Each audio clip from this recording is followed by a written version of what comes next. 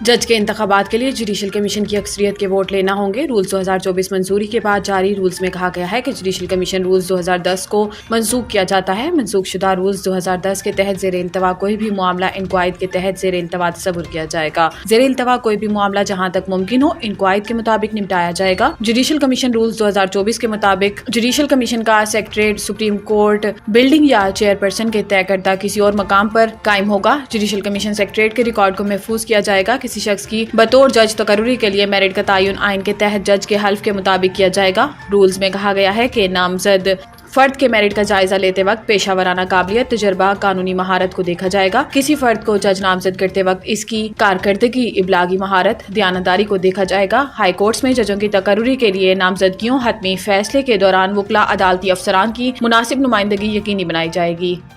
امریکی پابندیوں سے پاکستان کے دفاع اور دفاعی فیصلوں پر کوئی فرق نہیں پڑے گا۔ ترجمان دفتر خارجہ نے دو ٹوک پیغام دیا ہے کہ پاکستان کی سیکیورٹی کا فیصلہ پاکستانی قوم کرے گی۔ پاکستان پر ماضی میں بہت سی پابندیاں لگی مگر ہم نے اپنی سیکیورٹی پر توجہ مرکوز رکھی۔ ترجمان دفتر خارجہ ممتاز زہرا بلوچ نے خصوصی گفتگو کرتے ہوئے کہا کہ امریکی پابندیوں سے پاکستان کے دفاع اور دفاعی فیصلوں پر کوئی فرق نہیں پڑے گا۔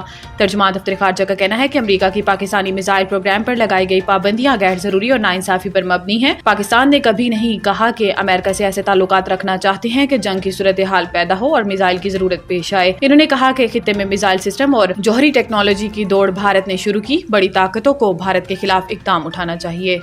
خیبر پختونخوا حکومت نے وفاق سے ضلع کرم میں FCC تعیناتی کی درخواست کر دی۔ خیبر پختونخوا کابینہ نے کرم میں امن و امان برقرار رکھنے کے لیے عملی اقدامات کا فیصلہ کیا اور دستاویز کے مطابق صوبائی حکومت نے وفاق سے FCC تعیناتی کی درخواست کر دی۔ دستاویز میں کہا گیا ہے کہ حساس علاقوں میں پولیس کی اضافی نفری کی تعیناتی بھی کی جائے گی۔ دستاویز کے مطابق پشاور، کوہاٹ، بنو، DI خان، مالاکنڈ کے لیے خصوصی بم پروف گاڑیاں خریدنے کے لیے گرانٹ جاری کر دی گئی ہے اور قبائلی اضلاع سمیت کرک، بنو، لکی مروت، ٹانک، DI خان اور دیگر اضلاع کے DPOs کو بم پروف گاڑیاں دی جائیں گی۔ دستاویز میں کہا گیا ہے کہ کمشنر اور ڈپٹی کمشنر کے لیے بھی بم پروف گاڑیوں کا بندوبست کیا جائے گا۔ دستاویز کے مطابق امن و امان کو خراب کرنے والوں کا نام شیڈول 4 میں شامل کرنے کا فیصلہ کیا گیا ہے اور کہا گیا ہے کہ امن کو نقصان پہنچانے والوں کے خلاف بلا تفریق کارروائیاں کی جائیں گی۔ کرم میں امن و امان کے قیام کے لیے گرینڈ جرگہ کو طویل مدت تک جاری رکھا جائے گا۔